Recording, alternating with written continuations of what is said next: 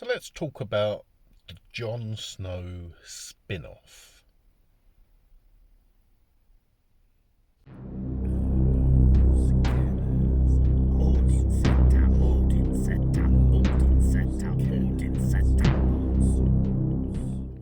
Now, if you are a Game of Thrones fan or a Song of Ice and Fire fan, you'll know that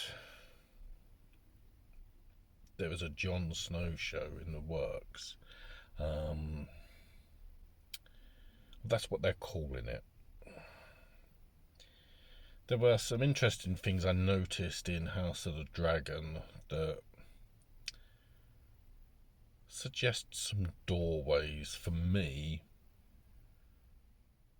for whatever they are deciding to do with the Jon Snow series. I mean, it is fair to say that there were a lot of unhappy people with the way Game of Thrones ended.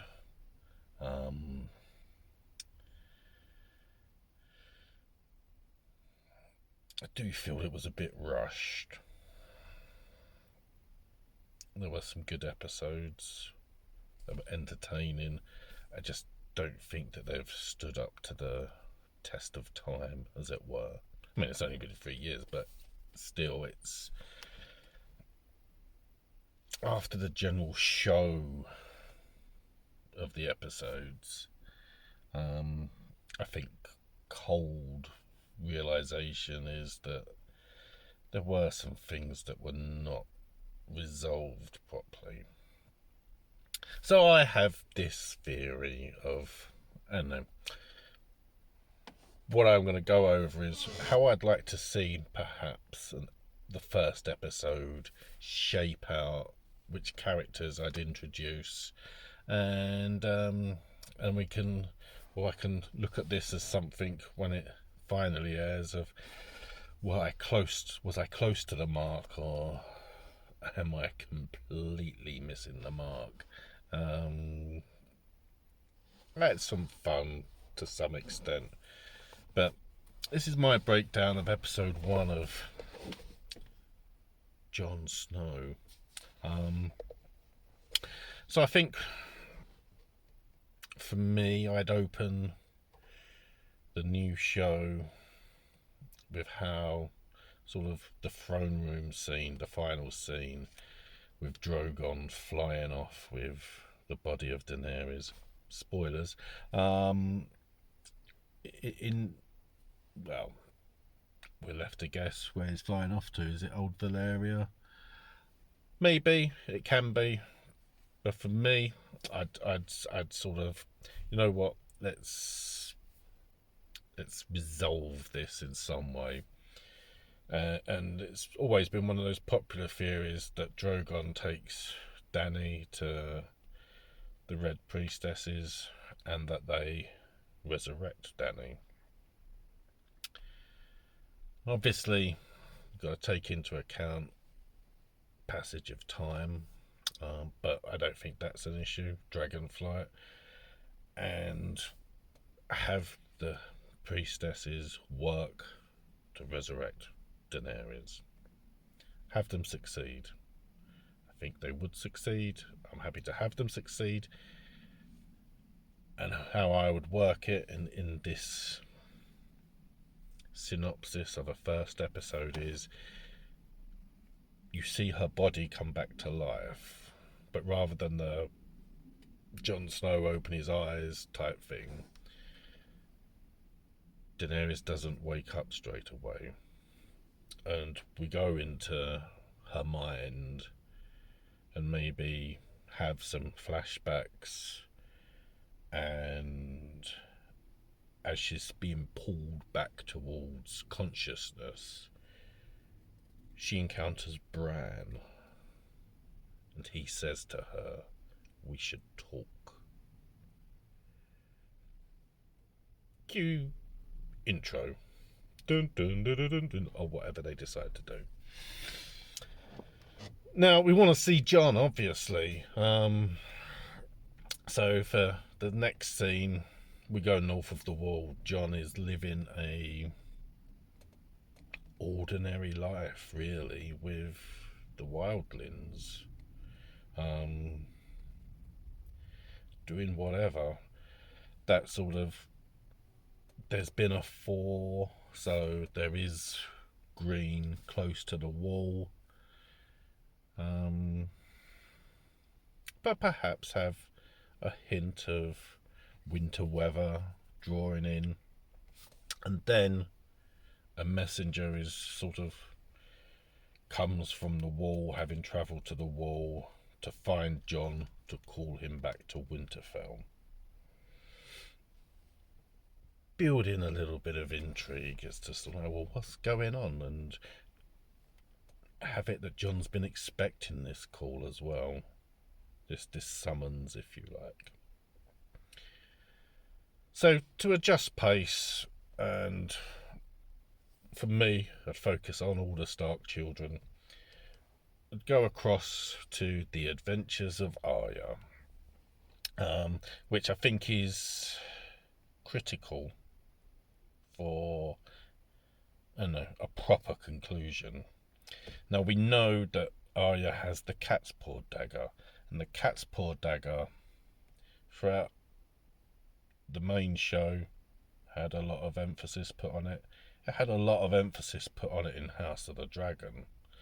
Things that we have to, I don't know, have a chuckle about, that in the main show they didn't even know that sort of the inscription was on the blade. So I'd love to have like a mini adventure where we get this understanding that Arya has built together a crew that she adventures with, maybe got one or two trusted companions who go on some sort of heist. The heist goes wrong, trusted companion gets badly injured, and having to think fast and to resolve the situation, Arya has to cauterize the wound. Now, obviously, needle is not going to be very good for cauterizing a wound, so she uses the cat's paw dagger. So as she is heating it up, obviously, the inscription is revealed. Can Arya read it? It doesn't matter. We can say she doesn't know how to read it, because that's probably more interesting.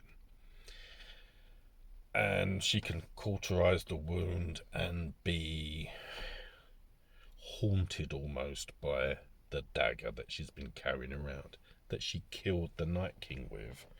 And I think, just to tie things together and get the first show presenting intrigue and hooks, we have that night, as Arya is dreaming about it, that Bran appears to her in her dreams, and she has the compulsion to return to Winterfell, or to return to Westeros at the very least, because she's uncovered something about the dagger and wants to follow up on what that means. So we have this whole sequence of some excitement and some intrigue concerning Arya. So we then return to Winterfell.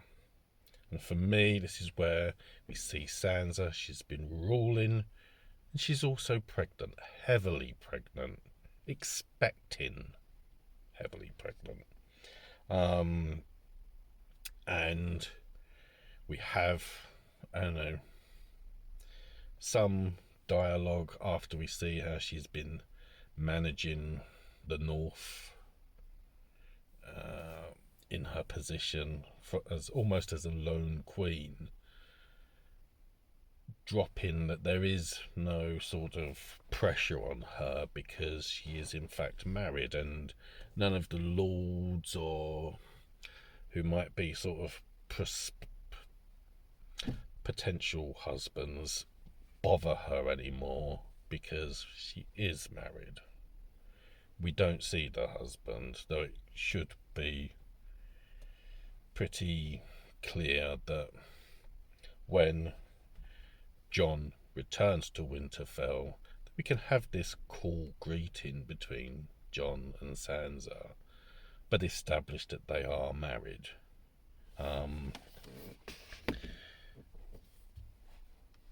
That Sansa is expecting Jon's child. Now, a lot of people are going to hate that. That's okay. Some people probably hate that more than the idea of Jon and Dany being together. That's okay. For me, I always felt that this would be the ideal wrap-up, because it would reflect Ned and Cat and their great relationship, their great marriage that started in a they were forced together way. That there wasn't love to begin with, but they found love. And for me, Sansa, while she's a strong character, knows the game, knows how to roll, there is still an element of it being a man's world, or expectancy to get married, that she found marriage by marrying Jon, because it was a marriage of convenience for the two of them. And I'd also like to throw in there the potential that over the course of the series this can develop into something more. Obviously they've done their duty, but it can be something more. That the Tully blood in Sansa thinks they can be a family. The Stark in her is sort of legacy, heritage, that they can be a wolf pack. And also, with Jon being the one surviving Targaryen, this is a legitimate heir if things go south in the south. So you got multiple layers of things that can be going on.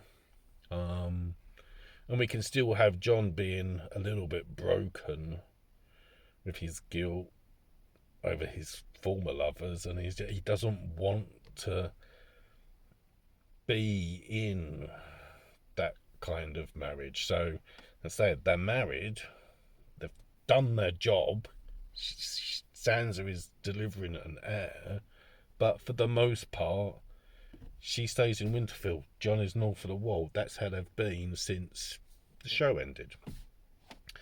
So we have this birth. This child is born of Jon and Sansa's, and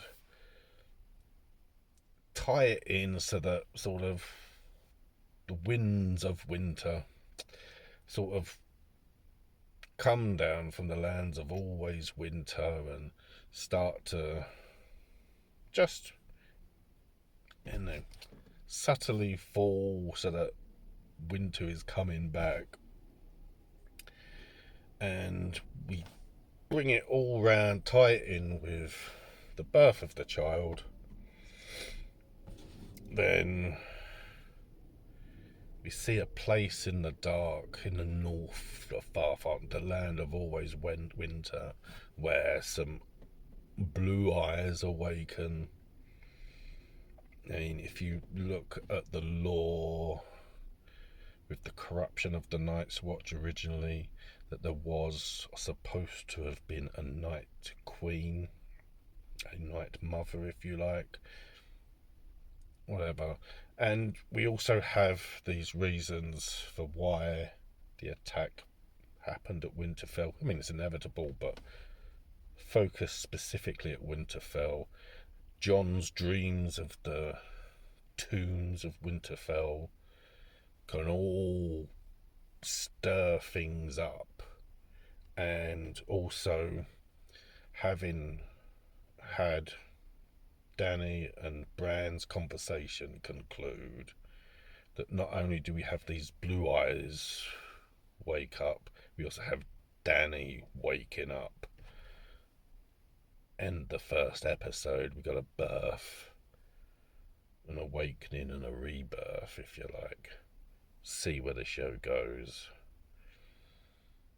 what's the really great thing is, with Danny being alive as well, is what does she do? Does she take the, you know, murder, if you like, as a way of sort of coming out of what she was set on doing, and with sort of the different levels of shade that had been thrown between Sansa and Danny and Jon in the final season, certainly, that with these progressions, that's all there to be explored as the series continues. It is just a fancy. Let's see what happens.